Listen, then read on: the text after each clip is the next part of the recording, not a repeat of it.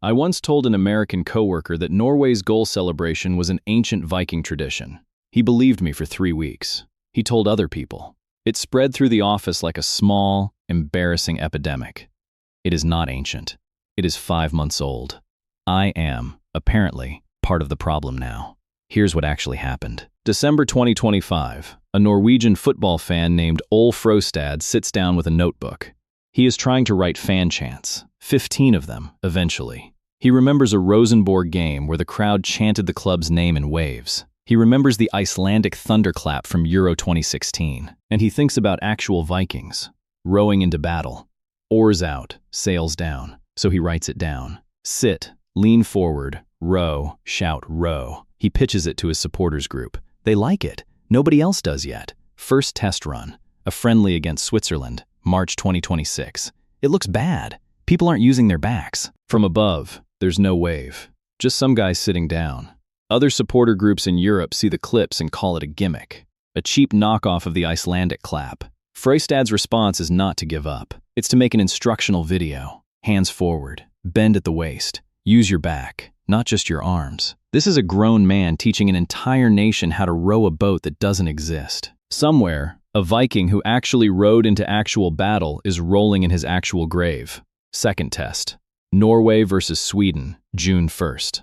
Last home game before the World Cup. This time it lands. Frostad posts a video to his personal Instagram. Not a brand account, not a sponsored post, just his own page. 38 million views, almost 3 million likes, before the tournament had even started. One guy with a notebook just outmarketed most football federations on Earth. Then the World Cup happens, and the row stops being a fan thing. It shows up on an escalator in Boston, in the middle of Times Square.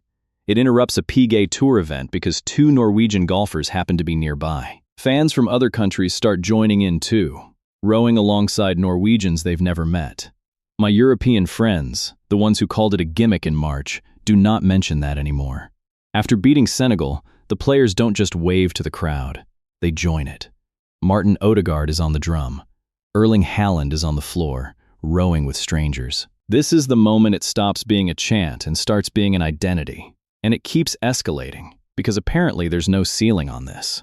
The Norwegian Parliament rows, on camera, in session. The royal family rows. An actual crown prince, rowing on an actual replica Viking ship with his kid next to him. A match against Ivory Coast gets loud enough that seismographs in Oslo and Bergen register it as an earthquake. A football chant is now, technically, a geological event. There is also a song now. Viking Blood, built entirely around the rowing rhythm. 5 months ago, this was 15 chants in one guy's notebook. Now it has its own discography. So is this a real Viking tradition? No. It is 5 months old. Vikings never sat in a stadium chanting row on a drum beat.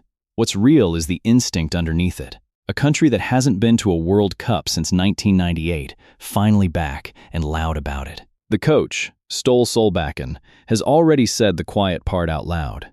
It's fun for the fans. We will not be rowing after the World Cup, which means it has an expiration date, and everyone doing it knows that. Somewhere there's a guy with a notebook, watching his 15 bar chants become a national event, a royal photo op, and a minor seismic incident.